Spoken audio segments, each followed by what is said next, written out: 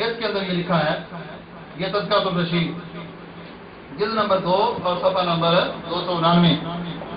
ایک بار ارشاد فرمایا، میں نے ایک بار خواب دیکھا۔ یہ مولوی رشید احمد گنگوئی بیان کر رہا ہے، گنگوئی، گند گوئی، وہی گند ہم نے ثابت کرنا، گند اور گوئی۔ یہ کہتا ہے کہ ایک بار خواب دیکھا کہ مولوی محمد قاسم صاحب عروس کی صورت میں ہیں اور میرا ان سے نکاح ہوا ہے۔ سو جس طرح زن و شوہر میں ایک کو دوسرے سے فائدہ پہنچتا ہے، اسی طرح مجھے ان سے اور انہیں مجھ سے فائدہ پہنچا۔ یہ کوئی بندہ کہہ سکتا ہے یار، عوام میں سے کوئی بندہ بھی ہے ان کے جو پیر ہیں اور ان کے جو استاد ہیں، قطب الاقطاب یہ شروع میں لکھا ہوگا، اور اعلیٰ حضرت کے نام سے بھی ایسے حدیثوں کو یاد کرتے ہیں۔ اتنے بڑے بڑے القابات ان کو دیے ہوئے ہیں، اور گند دیکھیں کہ ایک دوسرے سے قاسم نودوی بھی اور رشید احمد گنگوئی بھی، دونوں یہ دارالعلوم کے بہت بڑے مینار ہیں، اور ایک دوسرے کا ہم ایک دوسرے سے شادی کر رہے ہیں اور فائدہ اتنا حاصل کر رہے ہیں۔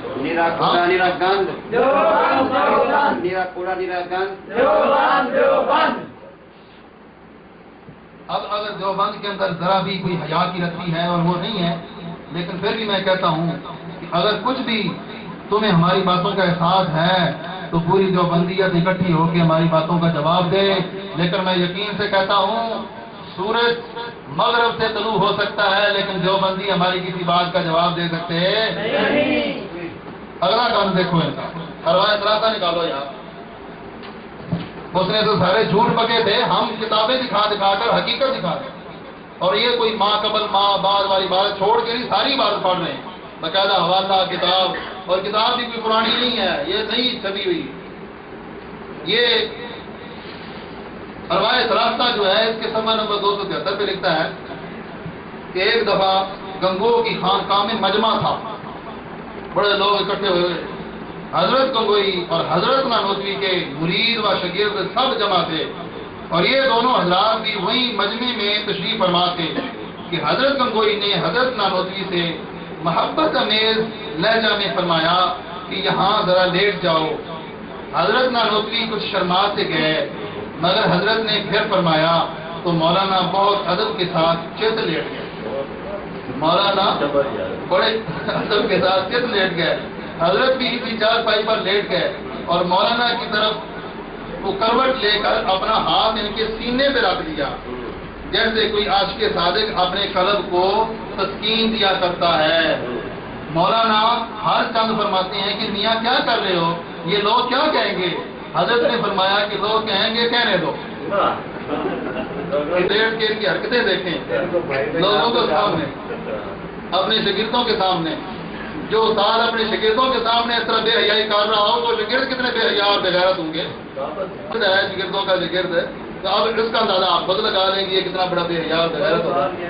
اب اس نے جتنی مناظرے کے اندر گند گھولنے کی کوشش کی، ان کا ہم فوراً جواب دیتے رہے، لیکن اس کا تکیہ کلام ہی اس طرح تھا، بڑی گھٹیا قسم کی گفتگو اور بازاری زبان استعمال کرنے کی اس نے کوشش کی، لیکن ہم نے کہا کہ ذرا سنجیدگی اختیار کی جائے۔ اب اس نے دوسرا الزام ہمارے اوپر یہ لگایا کہ یہ جو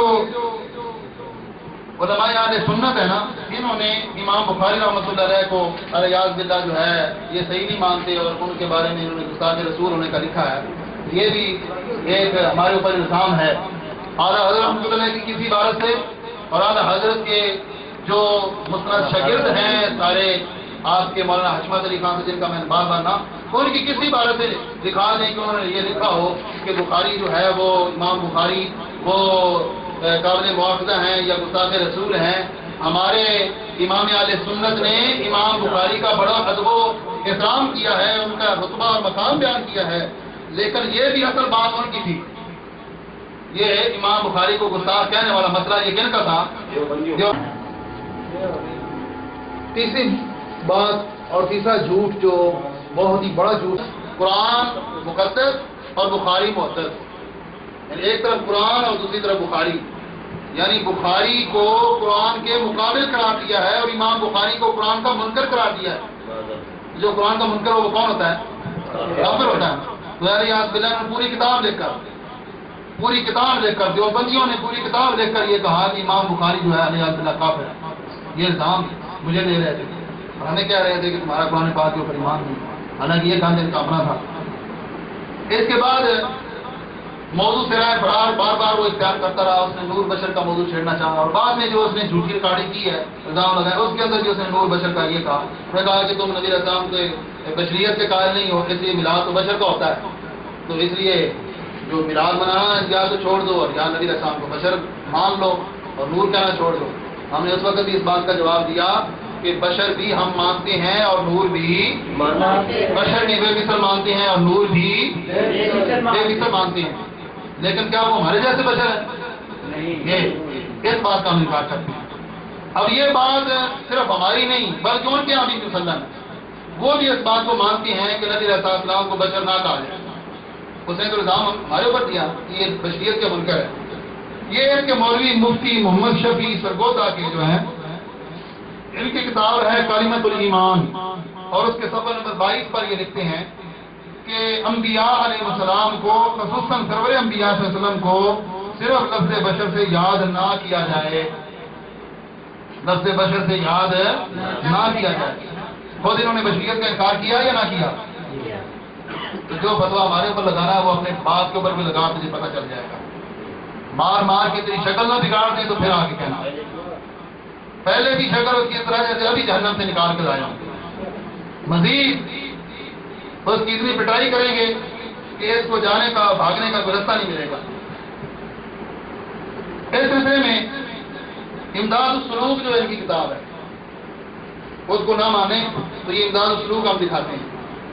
امداد السلوک کے اندر نبی علیہ السلام کے بارے میں یہ لکھتا ہے مولوی رشید احمد گنگوئی، اور اس میں یہ لکھا حضرت شیخ قطب الدین، اور اس کا جو ہے مؤلف جو ہے حضرت امام ربانی حضرت مولانا رشید احمد گنگوئی صاحب، صفحہ نمبر 201 پہ لکھتے ہیں کہ نور سے مراد حبیب خدا صلی اللہ علیہ وسلم کی ذات ہے۔ ذات کے لفظ پہ غور کریں، دیوبندی دھوکہ دینے کے لیے کہتے ہیں ہم ہدایت نور ہدایت مانتے ہیں، ہم آپ کی ذات کو نور نہیں مانتے۔ یہ ان کا پیو باپ جو ہے وہ کہہ رہا ہے، پیو جس کے ہر وقت گن گاتے ہیں بار بار رحمت اللہ علیہ رحمت اللہ علیہ، یہ تو لعنت اللہ علیہ حدیث کا گند میں نے آپ کے سامنے پہلے پیش کیا کس طرح یہ لوگوں کے سامنے، اور کہہ رہا ہے کہ نبی علیہ السلام کی ذات نور ہے۔ جادو وہ جو سر چڑھ کر بولے، جواب وہ ہوتا ہے کہ جو ان کا قطب الکتاب بھی مان جائے، یہ خود مان رہے ہیں کہ نبی علیہ السلام کی ذات نور ہے۔ اب اس میں مسئلے میں کوئی اختلاف باقی رہ گیا؟ یا تو اس کے اوپر کفر کا فتویٰ لگا کہ اس میں نبی علیہ السلام کی ذات کو نور کہا ہے اور بشریت کا کام انکار کیا کہ ذات نور ہے، ظاہر ہے ذات نور ہے، ذات بشریت نہیں ہے۔ جیسے تم کہتے ہو کہ بشر اور نور اکٹھے نہیں ہو سکتے، یہ تمہارے مولوی صاحب نے خود اس چیز کا اقرار کیا۔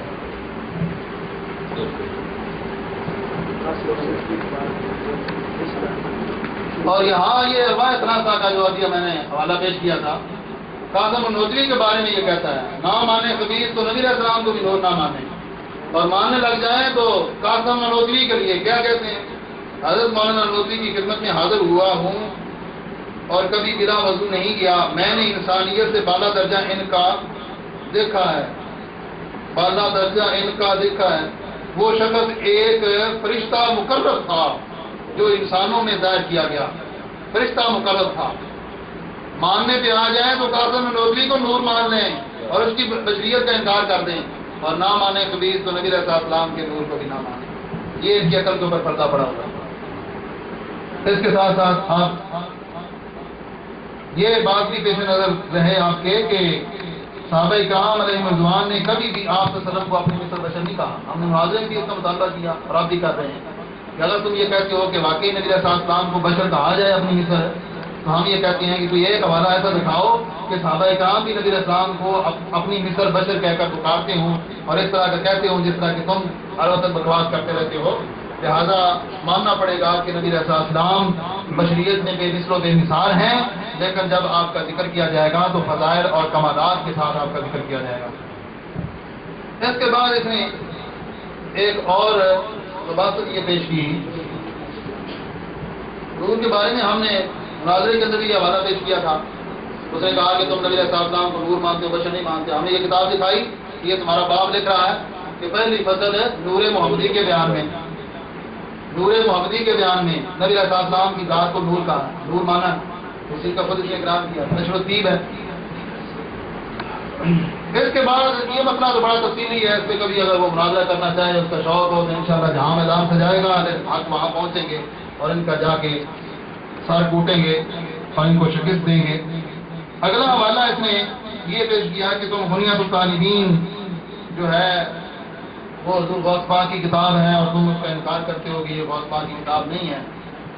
اس سلسلے میں ہم نے مناظرے کے اندر یہ حوالہ پیش کیا کہ یہ جو نبراس ہے، نبراس کے اندر یہ لکھا ہوا ہے بنیاد الطالبین کے بارے میں۔ نبراس جو درسی کتاب شرح عقائد کی شرح ہے، جو سارے دیوبندی مدرسوں میں بھی پڑھائی جاتی ہے، شرح عقائد بابی بھی پڑھاتے ہیں، سب یہ پڑھاتے ہیں، اس کی یہ نبراس جو سب کے نزدیک مسلم کتاب ہے، اس کے اندر یہ لکھا ہوا ہے کہ تمہیں بنیاد الطالبین دھوکہ نہ دے، جو حضرت غوث الاعظم عبد القادر جیلانی قدس سرہ العزیز کی طرف منسوب ہے، کیونکہ یہ نسبت غیر صحیحہ ہے اور اس میں موضوع حدیث کافی ہیں، وافر ہیں، یہ نسبت غیر صحیحہ ہے۔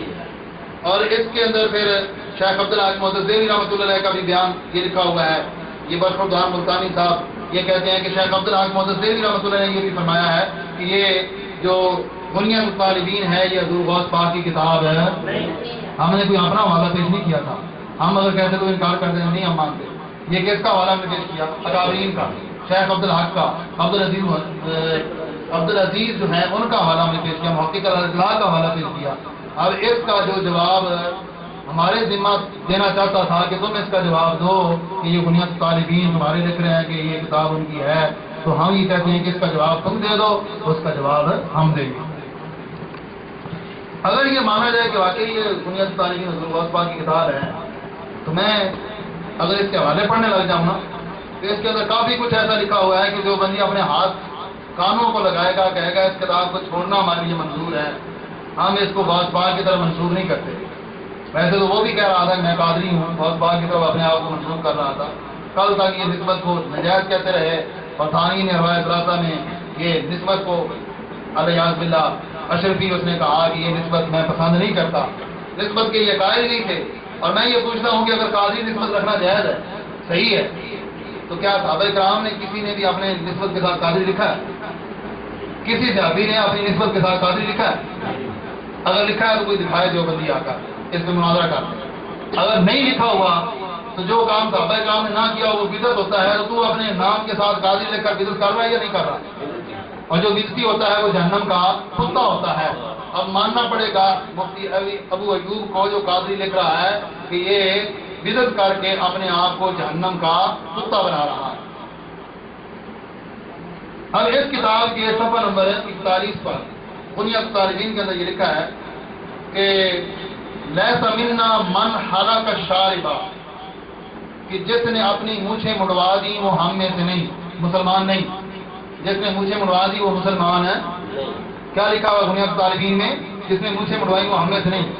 اب یہ تبلیغی جماعت والے اور دیوبندی کیا کرتے ہیں؟ رگڑ کے اس طرح نام و نشان نظر نہیں آئے، ساری چیزیں۔ مراد یہ ہے کہ نکراس کینچی کو کہتے ہیں، نکراس سے بالوں کو جڑوں کے پاس سے کترا ڈالو اور اس طرح سے مڑانا نہایت ناگوار حرکت ہے۔ اس طرح سے مڑوانا، اس طرح سے۔ اب یہ اکثریت ان کی دیکھیں گے تو ان کی مونچھیں جو ہے نا وہ رگڑی ہوئی ہوں گی، مونچھیں نہیں ہوں گی ان کی، اکابرین بھی ان کے ایسے ہی کرتے تھے۔ تو اگر بنیاد طالبین کو ماننا ہے تو پھر مونچھیں مڑوا کر اپنے آپ کو کافر بھی ماننا پڑے گا، کیونکہ ان کے اندر انہوں نے یہ لکھا ہے کہ جو مونچھیں مڑوائے وہ مسلمان نہیں ہوتا۔ تو صاف ظاہر ہو گیا کہ یہ بنیاد طالبین جو ہے یہ غوث پاک کی طرف جو منسوب نہیں ہے۔